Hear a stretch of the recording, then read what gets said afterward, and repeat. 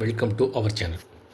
நம்ம சேனலில் டிஎன்டிஇடி தமிழ்நாடு ஆசிரியர்கள் தகுதி தேர்வு பற்றிய தகவல்களையும் அரசு தரப்பில் வெளியிடுகின்ற அரசாணைகள் உத்தரவுகள் பற்றிய தகவல்களையும் அவர்களுக்கு வழங்கக்கூடிய சலுகைகளுக்கான வழிமுறைகள், அதேபோல் என்னென்ன விதிமுறைகள் மாற்றங்கள் செய்யப்பட்டிருக்கு, குறிப்பாக பார்த்தீங்கன்னா பாஸ் மார்க்கு, ஃபெயிலானவர்களுக்கு, தேர்ச்சி பெற்றவர்களுக்கு என்னென்ன அடுத்தடுத்த தேர்வுகள், அதேபோல் இந்த தேர்வுகளை வெளியிடுவதற்கான ஆனுவல் பிளான் என்ன, அந்த தேதியில் என்ன மாற்றம் செய்யப்படுகிறதா, இப்படிலாம் ஒவ்வொரு தகவலாக பார்த்துருக்கோம். ஏன்னா ஒவ்வொரு தேர்வும் நடைபெறும் ஆனுவல் பிளான் விளையாடுறாங்க. அந்த ஆனுவல் பிளானில் வெளியிட்டதுக்கப்புறம் அந்த தேர்வு நடைபெறக்கூடிய தேதியில் அதேபோல் ரிசல்ட் தேதியில் மாற்றங்கள் செய்யப்பட்டு வருகிறது.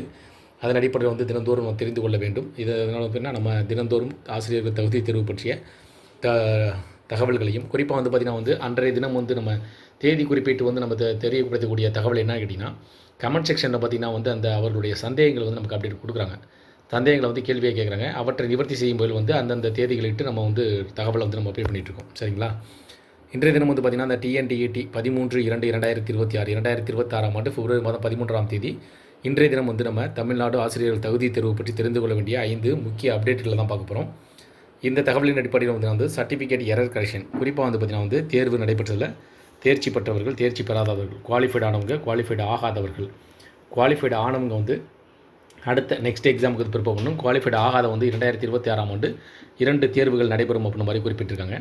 அதேபோல் அந்த சர்டிஃபிகேட் எரர் கரெக்ஷன், அதாவது தேர்ச்சி பெற்றவர்களுக்கு குவாலிஃபைடு சர்டிஃபிகேட் வழங்கப்பட்டது. அந்த குவாலிஃபைடு சர்டிஃபிகேட் வழங்கப்பட்டதை தொடர்ந்து அந்த குவாலிஃபைடு சர்டிஃபிகேட்டில் சிலருக்கு இன்சியல் அது தப்பாக இருக்குது, பெயர் பார்த்திங்கன்னா நமக்கு அந்த ஸ்பெல்லிங் மிஸ்டேக் இருக்குது, அதே மாதிரி இதில் கம்யூனிட்டியில் பார்த்திங்கன்னா சேஞ்ச் ஆகிருக்கு அப்படின்ற மாதிரி நிறையா வகையான கமெண்ட் அனுப்பியிருந்தாங்க.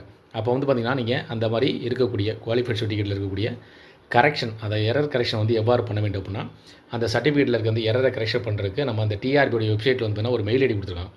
அந்த மெயில் ஐடிக்கு நீங்கள் இந்த சர்டிஃபிகேட்டை ஸ்கேன் பண்ணி அனுப்பிட்டு அதில் என்ன மிஸ்டேக் இருக்குது அப்படின்றதையும் நீங்கள் ஐடென்டிஃபை பண்ணி அனுப்பணும். அதை அனுப்ப சொல்லி அதை நீங்கள் டிஆர்பி நீங்களே பார்த்திங்கன்னா அதனுடைய முழு விவரங்கள் தான் டிஆர்பியோடைய காண்டாக்ட் நம்பர் ஹெல்ப் பண்ணி கொடுத்துருப்பாங்க. அதை நீங்கள் கால் பண்ணி கேட்டிங்க அப்படின்னா ஒரு 2 மினிட்ஸில் பார்த்திங்கன்னா லிங்க் கனெக்ட் ஆகிரும். கனெக்ட் ஆனதுக்கப்புறம் அவங்க நீங்கள் கேட்கக்கூடிய கேள்விகளுக்கு பதில் அளிக்கிறாங்க.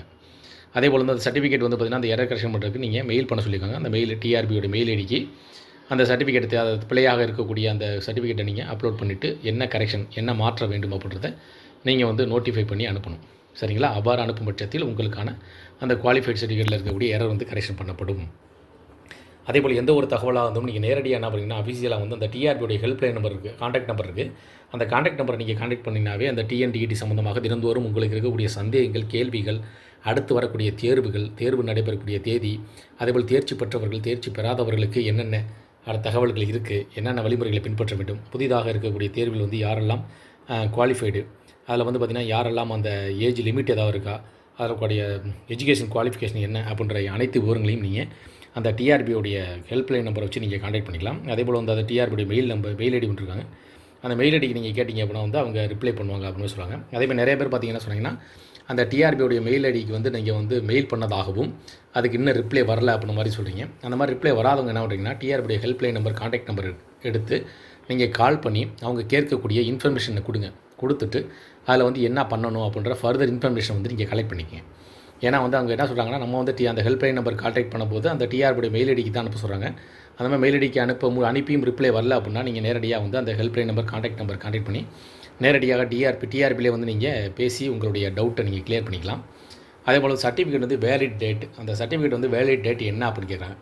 அதாவது குறிப்பிட்ட வரங்கள். ஏன்னா நிறைய பேர் பார்த்திங்க அப்படின்னா ஏன் இந்த சந்தேகம் வருது அப்படின்னா, டிஎன்டிஇடி தமிழ்நாடு ஆசிரியர் தேர்வுனா நிறைய பேர் 4-5 முறை எழுதியிருக்காங்க அப்படின்ற மாதிரி சொல்கிறாங்க.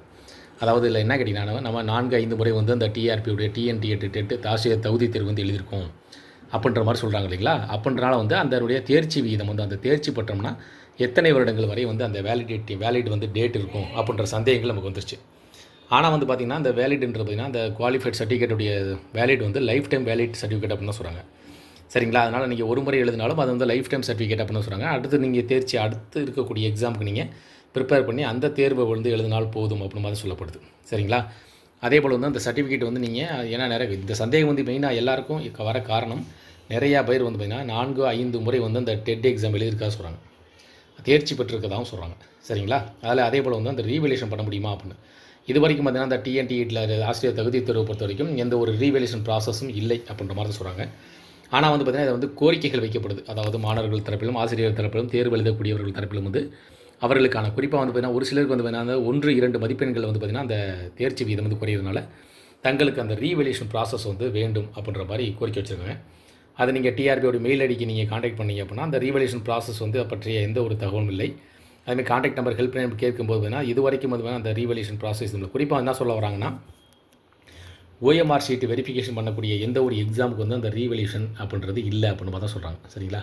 இதில் என்ன சொல்கிறாங்கன்னா நம்ம ஃபைனல் ஆன்சர் கீ வந்து பார்த்திங்கன்னா நம்ம டிஆர்பி வெப்சைட்டில் அப்லோட் பண்ணாங்க. அந்த அப்டேட் பண்ணதுக்கப்புறம் பார்த்திங்கன்னா அதை பார்த்து கரெக்ஷன் நம்ம எத்தனை சரியாக பதில்கள் எழுதப்பட்டிருக்கு அப்படின்னு கால்குலேட் பண்ணிட்டு சிலர் வந்து தங்களுக்கு வந்து பார்த்திங்கன்னா 2-3 மதிப்பெண்கள் மட்டுமே குறைகிறது தேர்ச்சி பெறுவதற்கு, அதனால் ரீவேல்யூஷன் வேண்டும் அப்படின்னு மாதிரி கோரிக்கைகளை முன்வைக்கிறாங்க. அதே போல் வந்து அந்த ரீவேல்யூஷன் ப்ராசஸ் வந்து செய்வதற்கான எந்த ஒரு ஸ்டெப்ஸும் இல்லை. அதுமாதிரி மெயில் அனுப்பலாமா அப்படின்ற எந்த ஒரு ப்ராசஸுமே இது வரைக்கும் அந்த டிஆர்பி தரப்புலேருந்து இல்லை. இந்த வீடியோவில் குறிப்பிடப்பட்ட தகவல் வந்து உங்களுக்கு பயனுள்ளதாக இருந்துச்சுன்னா அந்த வீடியோக்கு ஒரு லைக் பண்ணுங்கள். அதேபோல் உங்களுக்கு ஏதேனும் சந்தேகங்கள் இருந்துச்சுன்னா அடுத்து 2026ஆம் ஆண்டு தேர்வு எழுதுவது பற்றி ஏதேனும் கேள்விகள், அதில் இருக்கக்கூடிய உங்களுடைய சந்தேகங்கள் ஏதாச்சும் நீங்கள் அப்டேட் பண்ணுங்கள். நாங்கள் அதை கிளாரிஃபை பண்ணுறேன். உங்களுக்கு அடுத்தடுத்த நான் வீடியோ அப்டேட் பண்ணுறேன். இந்த வீடியோ வந்து உங்களுக்கு பயனுள்ளதாக இருந்துச்சுன்னா இந்த வீடியோக்கு ஒரு லைக் பண்ணுங்கள். மீண்டும் இதேபோல் ஒரு பயனுள்ள தகவலில் சந்திக்கலாம். நன்றி.